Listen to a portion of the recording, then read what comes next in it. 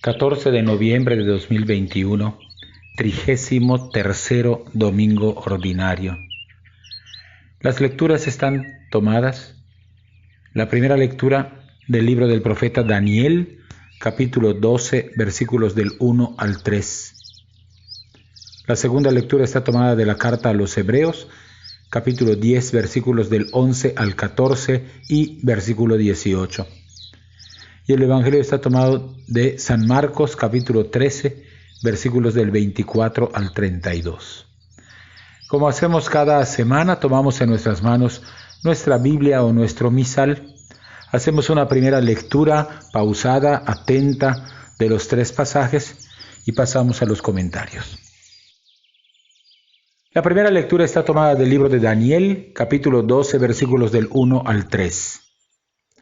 El libro de Daniel fue escrito durante el reinado de Antíoco IV, el rey que durante la dominación griega cometió mayores abusos contra el pueblo y contra la religión judía. Profanó el templo, suspendió el sacrificio diario, persiguió a las personas que se negaron a renegar de sus costumbres y de sus tradiciones. Muy probablemente el autor del libro de Daniel fue testigo de esta dolorosa persecución religiosa que terminó con la guerra que nos ha sido narrada en los 2 libros de los Macabeos. El lenguaje del libro de Daniel no es fácil de comprender, porque el libro forma parte del movimiento apocalíptico, que usa un lenguaje basado en catástrofes que sacuden al mundo. Este género literario fue de mucha utilidad en tiempos de la persecución griega, porque con su modo figurado de hablar alentaba la esperanza en el triunfo final del bien. Y aunque todo parece listo para la destrucción, al final triunfa el bien y las personas que leen el libro pueden quedar contagiadas en esta esperanza, lo que les anima a seguir luchando. La literatura apocalíptica es, por tanto, una literatura de ánimo, de resistencia en medio de las dificultades. La sección de la que está arrancada nuestra lectura abarca el capítulo 12, versículos del 1 al 13. En esta sección se anuncia el poder de Dios que levanta del polvo a los que han muerto para una resurrección en la que cada uno recibirá el premio o el castigo merecido por sus obras.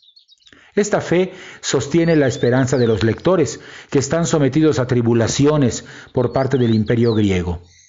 Ante la pregunta ¿cuándo llegará el fin de todo esto?, repetida 2 veces en el capítulo 12, en los versículos 6 y 8, el autor responde que los padecimientos tienen un tiempo limitado, aunque el día del fin esté todavía envuelto en el misterio.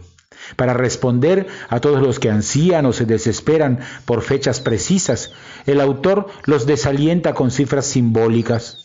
En el capítulo 12, los versículos del 11 al 12 hablan de 1290 días, 1335 días, cifras que se acercan a los 3 años y medio que duró la profanación del templo. Los 3 primeros versículos que leemos hoy hablan de Miguel, el jefe del ejército celestial y ángel protector de Israel, que preside los últimos acontecimientos. La derrota del enemigo está cerca y es el penúltimo acto de la historia antes del momento final, el momento que será anunciado al estilo de los escritos apocalípticos con una gran conmoción histórica y cósmica que acarrea angustia y sufrimiento. El anuncio de la resurrección final que aparece en la lectura que hacemos está inspirado en otros muchos textos bíblicos. Mencionaré solamente Isaías 26 del 14 al 19, Isaías 53, 10 y 11, Ezequiel, todo el capítulo 37, y Job, capítulo 19, versículos del 25 al 27.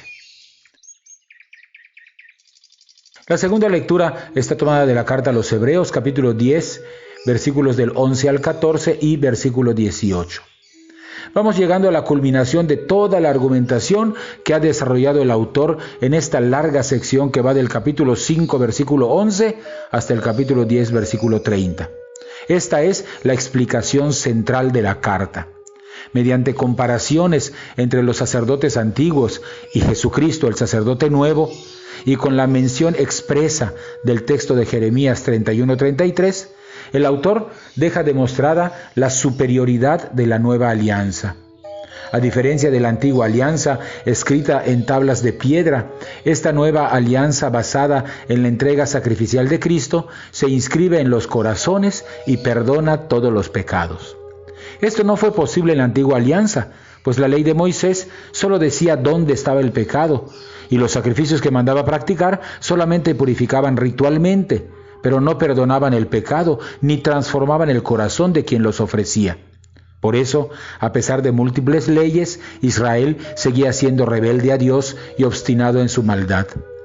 El sacrificio de Cristo, en cambio, ofrecido por su entrega voluntaria en la cruz, es un sacrificio único, porque es un sacrificio perfecto, que comunica al ser humano la santidad de Dios, lo redime del pecado y le otorga la fuerza para ser totalmente dócil a la voluntad del Padre.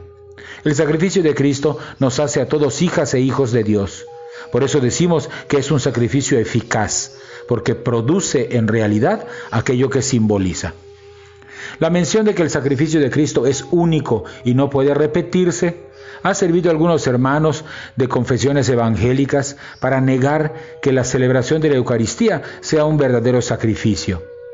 Los católicos respondemos que la Eucaristía no es un sacrificio distinto al sacrificio de la cruz, sino que es un sacramento. Es decir, es un signo eficaz de la gracia que hace presente en nuestro tiempo el mismo y único sacrificio que Jesús ofreció en la cruz de una vez y para siempre.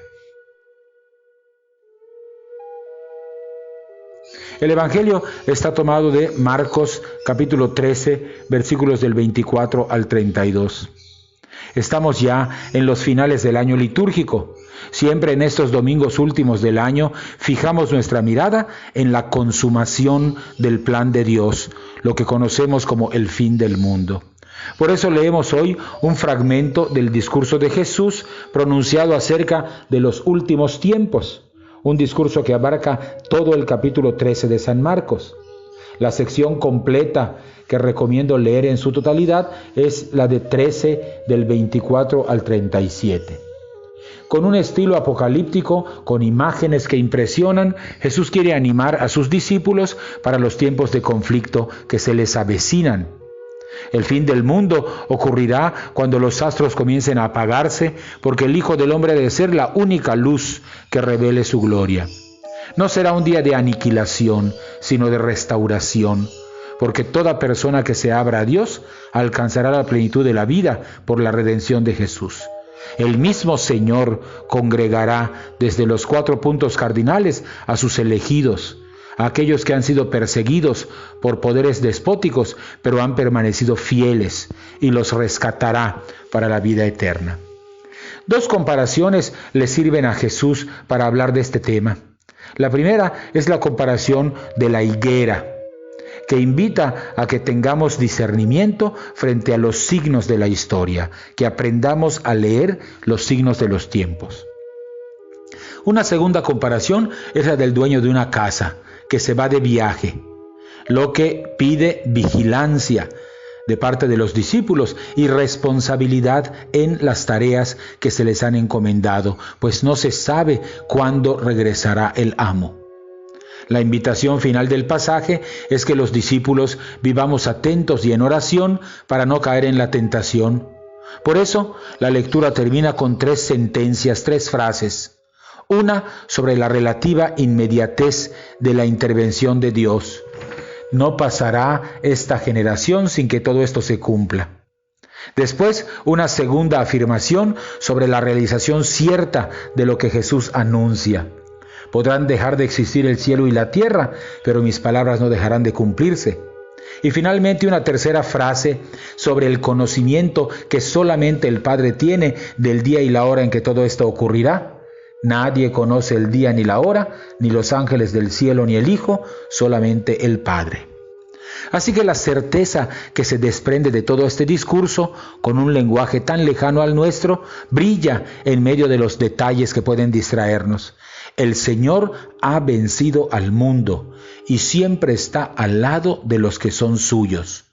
Por eso, para los cristianos y cristianas, no hay lugar para la angustia, para el miedo o la desesperanza. ¿Qué nos queda a nosotros? ser responsables y creativos en el trabajo por el reino de Dios. Lo demás está en manos de Dios.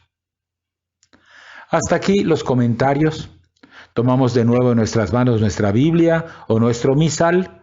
Hacemos una segunda lectura atenta, esta vez en oración, de los 3 textos y estamos ya listos para participar de la Eucaristía. El cielo es Señor de la tierra, y en ella los hijos del hombre, para ver